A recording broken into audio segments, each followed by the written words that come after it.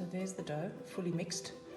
And now I'm going to let it autolyse for 45 minutes to an hour. So I'm going to put a dish towel over the top, and I'm going to put it in a fairly warm, kind of sheltered place.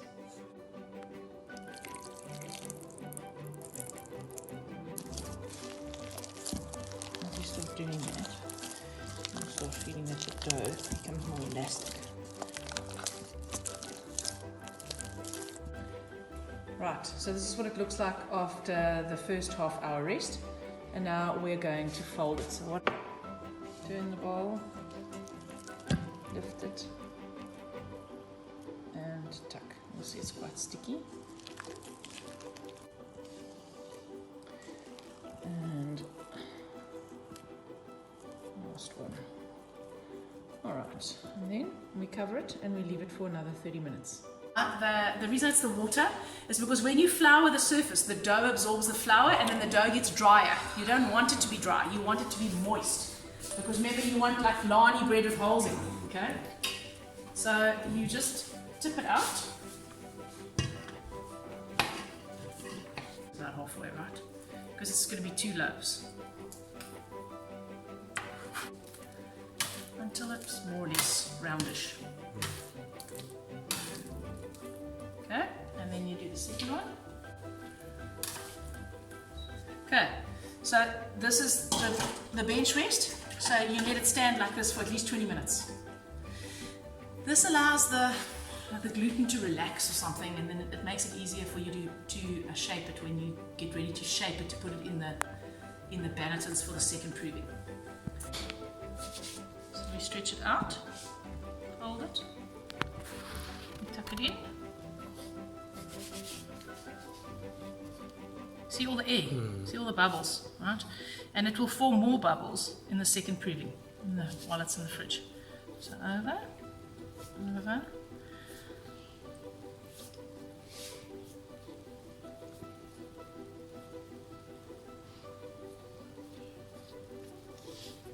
And then you just let it rest a little while.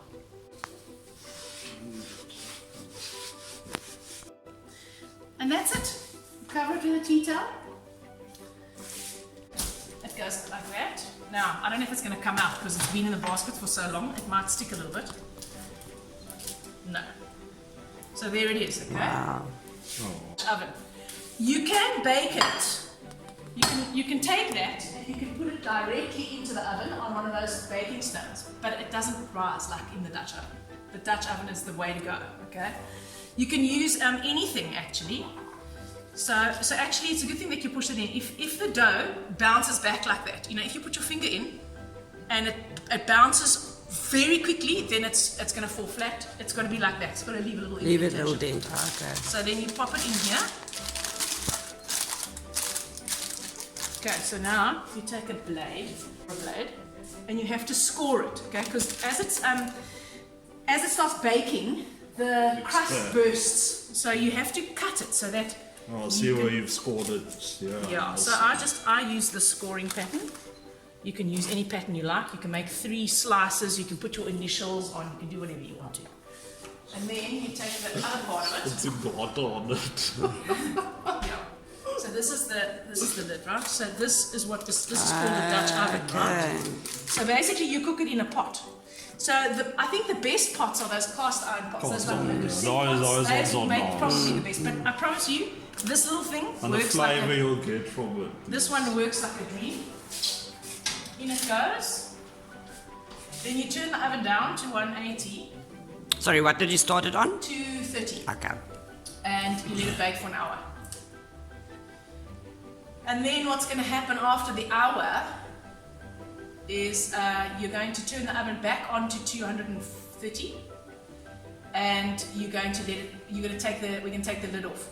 I said browns and us. Okay, so take the lid off, and then it goes this color. So it comes out very blonde. It comes out very whitish. Then when you take the lid off, you leave it obviously in the base. You increase the temperature, and then 10 more minutes, and then it comes out like this.